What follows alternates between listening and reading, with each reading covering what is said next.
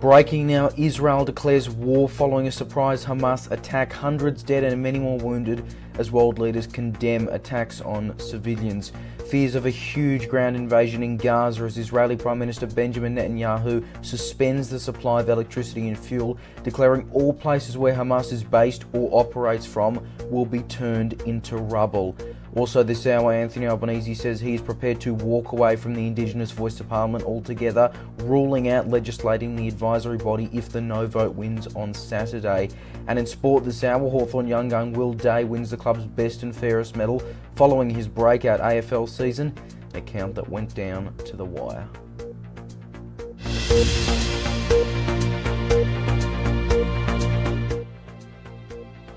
Good evening. We begin this hour with breaking news. Hundreds are dead in Israel and Gaza following a surprise attack from military group Hamas that began yesterday morning local time. At least 300 people have been killed with over 1,600 injured. That includes 230 deaths in Gaza and more than 100 deaths in Israel. What we do know is that hostages have been taken by Hamas who have killed civilians, gunmen seen shooting at a bus stop, and Hamas also reportedly in control of several areas in Israel. Ralph King, the Australian ambassador in Israel, has said, quote, "We strongly condemn today's deadly rocket attacks on and terrorist infiltration into Israel from Gaza. Our thoughts and prayers are with the families of the victims and everyone affected. Israel has the right to defend itself against such aggression." Foreign Minister Senator Penny Wong says Australia unequivocally condemns the attacks on Israel by Hamas, including, quote, "indiscriminate rocket fire on cities and civilians. We call for these attacks to stop and recognise Israel's right to defend itself. Australia urges the exercise of restraint and the protection of civilian lives." This morning, Prime Minister Anthony Albanese spoke on the ABC, echoing those words, saying Israel has a right to defend itself. This is a dreadful circumstance that people didn't see coming, wasn't foreshadowed, a shock attack. I spoke to the Israeli ambassador to Australia who's in Israel this morning, and he, of course, was very shaken, as you would expect. And this action is ongoing. It must stop. Israel has a right to defend itself, which is what it is doing. And as of right now, the situation continues to rapidly develop. 6 News North American correspondent Wyatt Sharp begins our coverage. A show of solidarity from Western leaders. President Biden unequivocal as he emerged about America's support towards the Israeli people. Today, the people of Israel are under attack, orchestrated by a terrorist organization, Hamas. In this moment of tragedy, I want to say to them and to the world and to terrorists everywhere that the United States stands with Israel. Videos posted to social media show the extent of the devastation on the ground.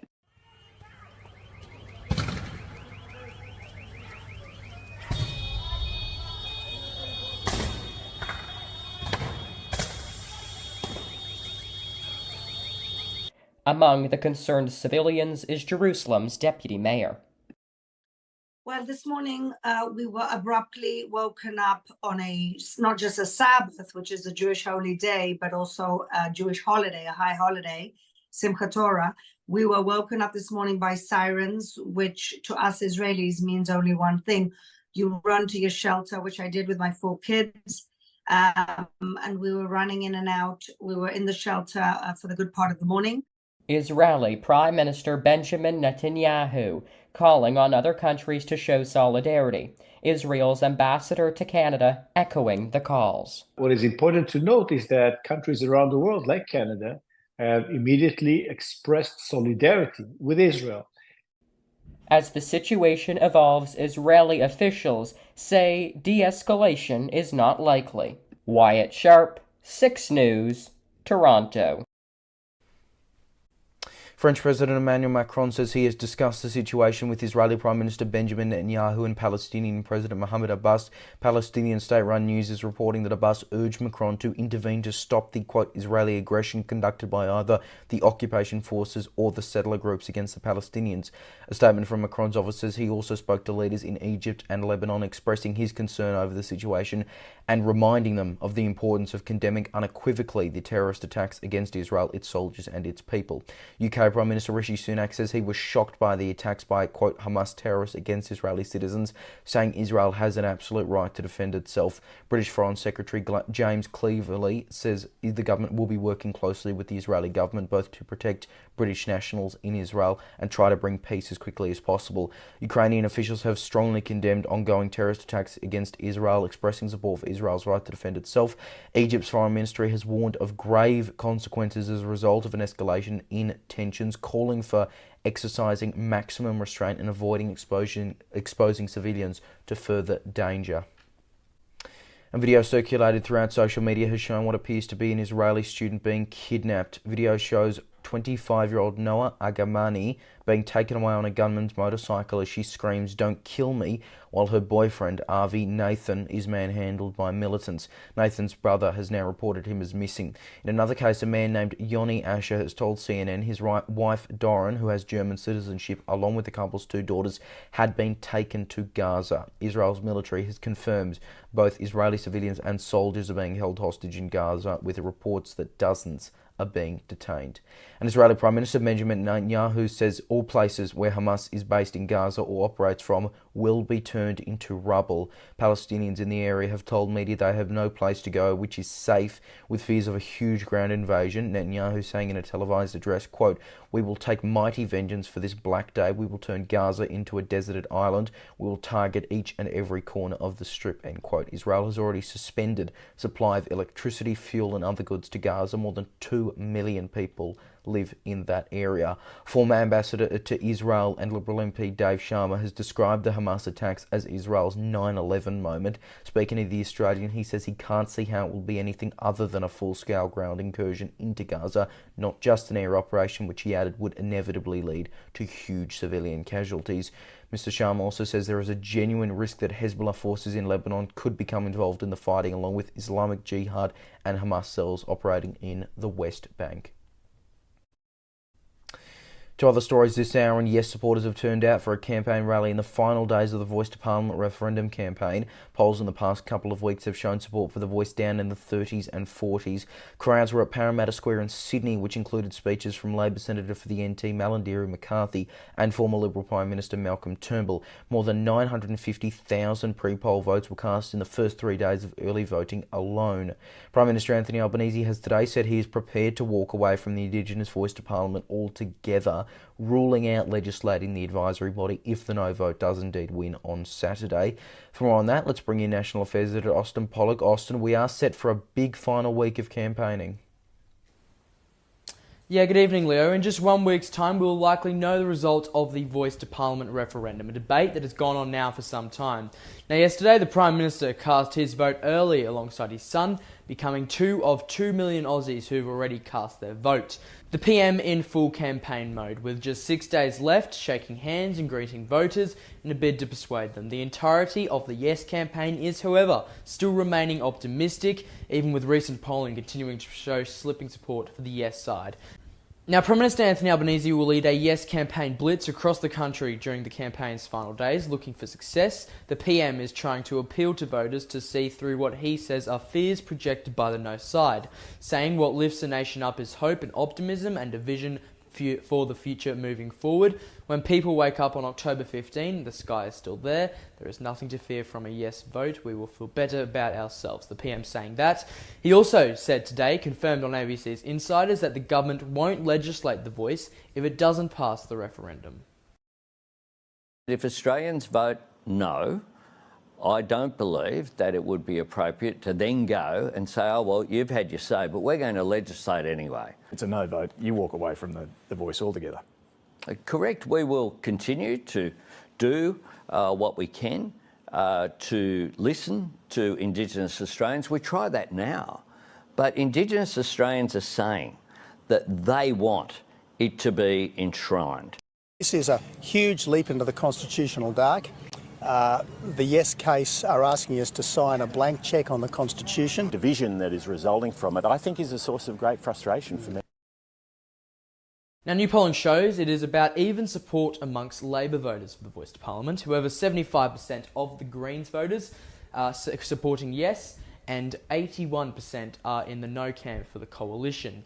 Now, Leo, 6 News will, of course, have special live rolling coverage of the referendum. You can tune in live on Saturday throughout the entire day, and then we'll bring you the results from 5 p.m. on our YouTube channel. Just search 6NewsAU to find us. As you can see behind me, we are getting ready for the night with all the latest, best analysis and a breakdown of the results as they come through on the night. Leo?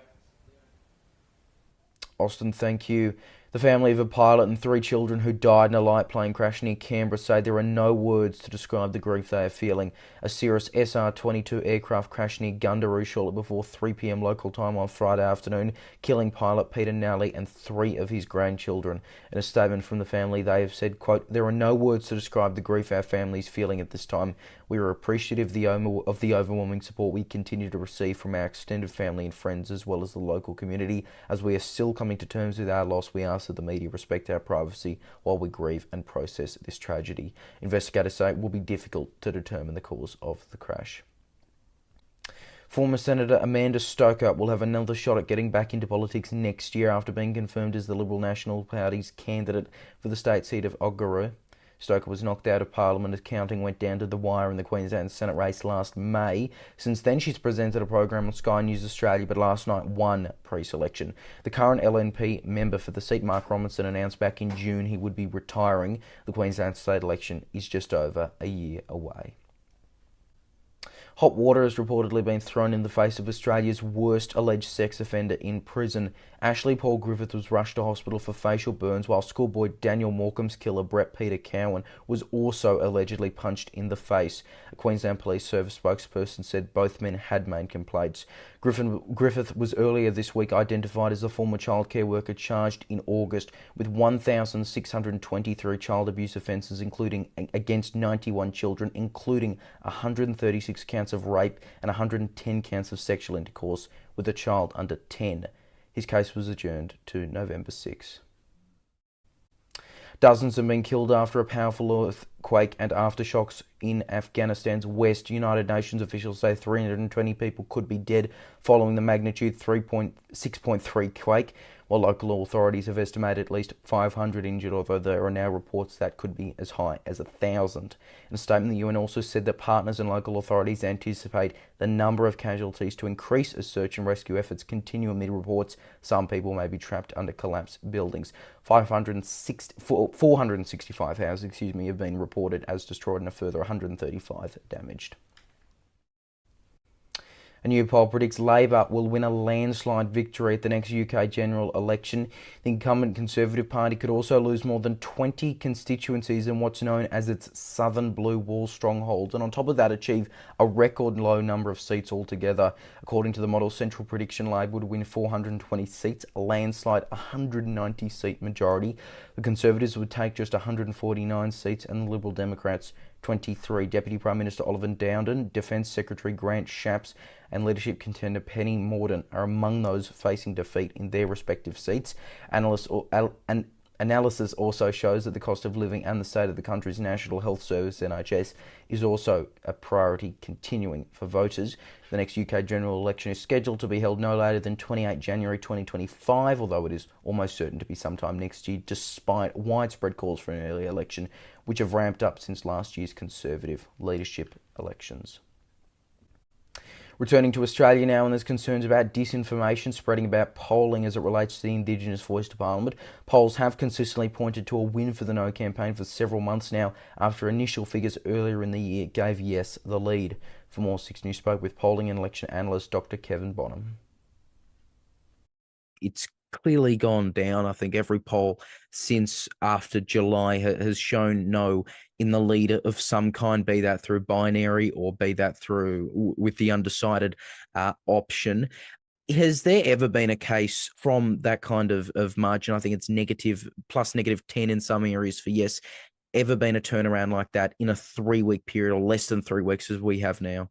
I'm not aware of any case where there's been that kind of turnaround. I have been looking at the polling for the Republic in 1999, and you can make a case that there was a bit of a late rally in the Republic polling that might have been worth 3 or 4 points, but then the polling overestimated the Yes vote anyway, which is what commonly happens in referendum and ballot measure type polling. And so it would need there to be something seriously wrong with the current polls. That's a new thing that we don't know about, I think, at this point for Yes to get back.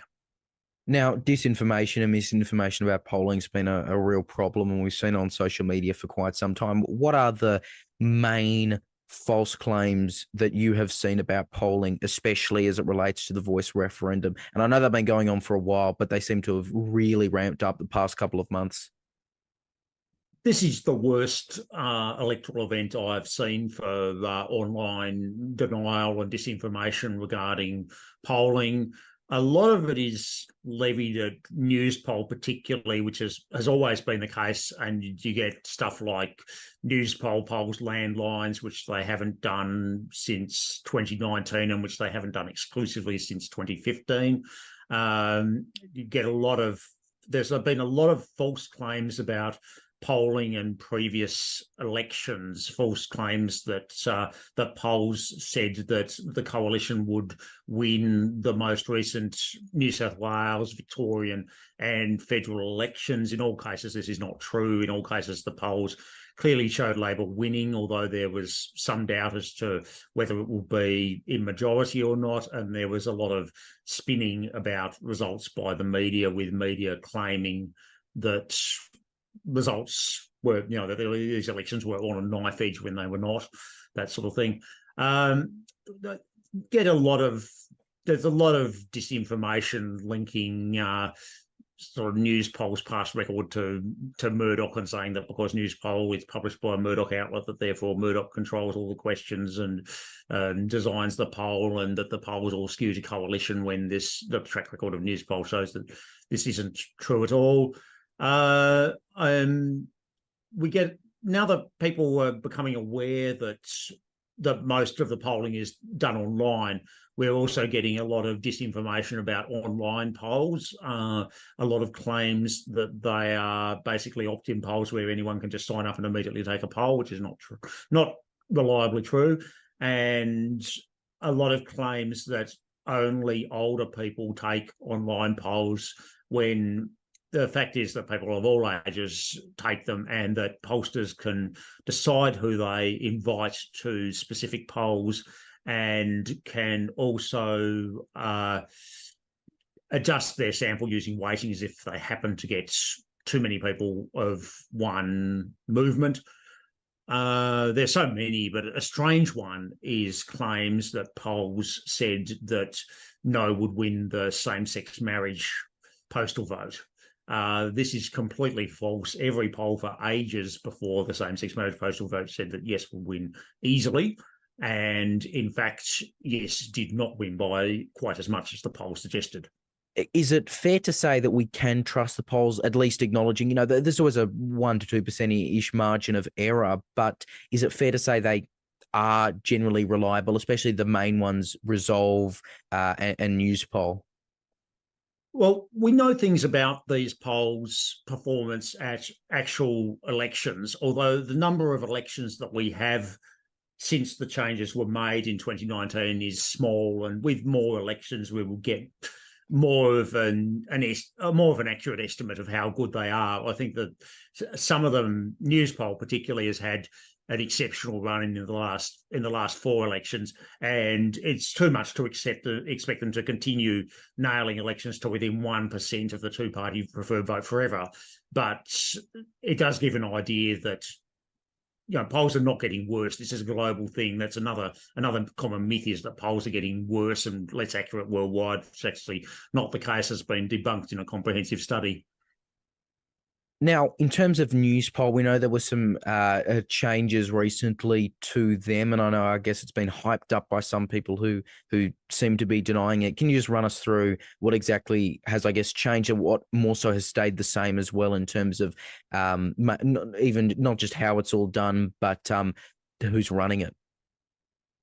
What happened recently was that Campbell White, who was basically in charge of the YouGov Newspoll, and Simon Levy, who is one of the analysts at YouGov, they were basically the people doing Newspoll, and they left to start their own polling company called Pyxis.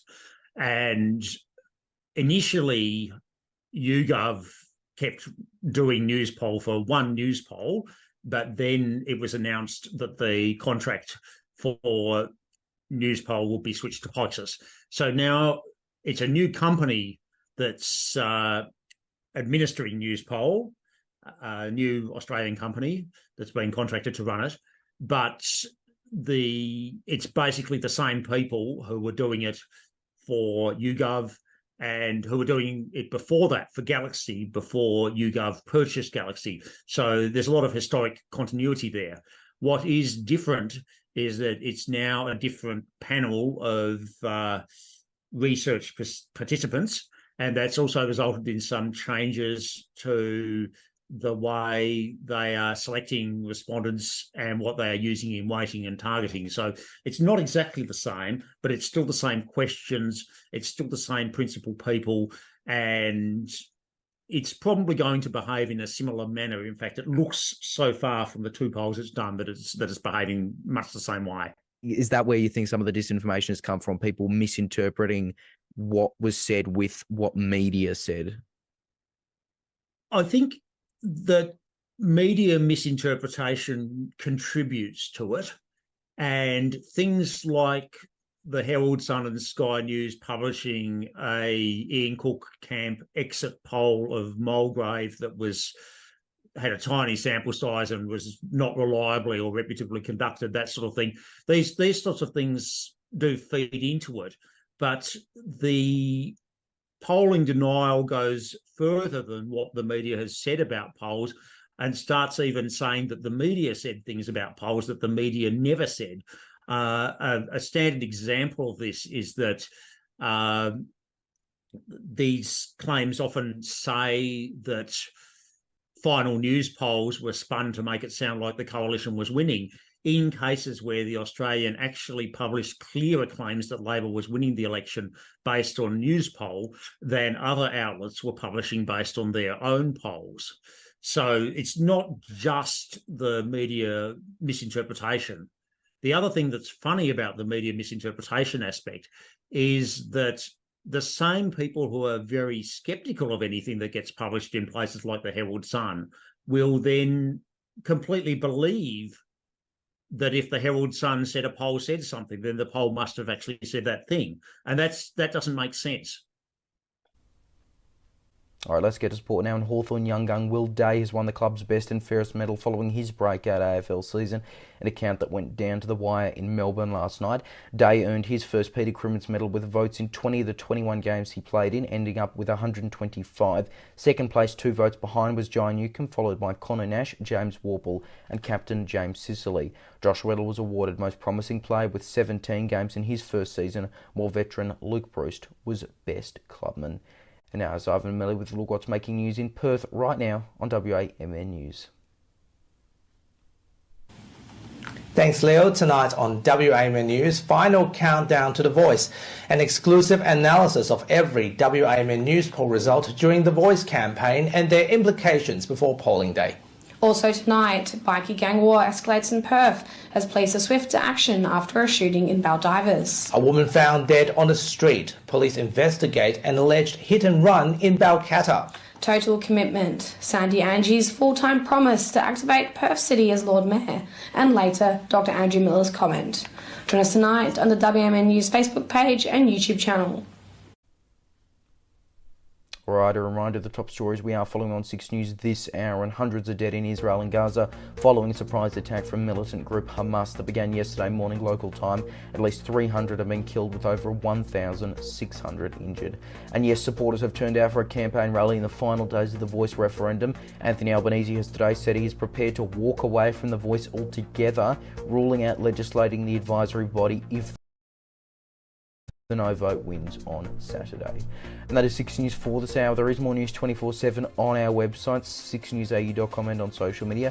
Just search 6NewsAU to find us. More news coverage continues right after this. For now though, I'm Leonardo Puglisi. Thanks for your company. Good night.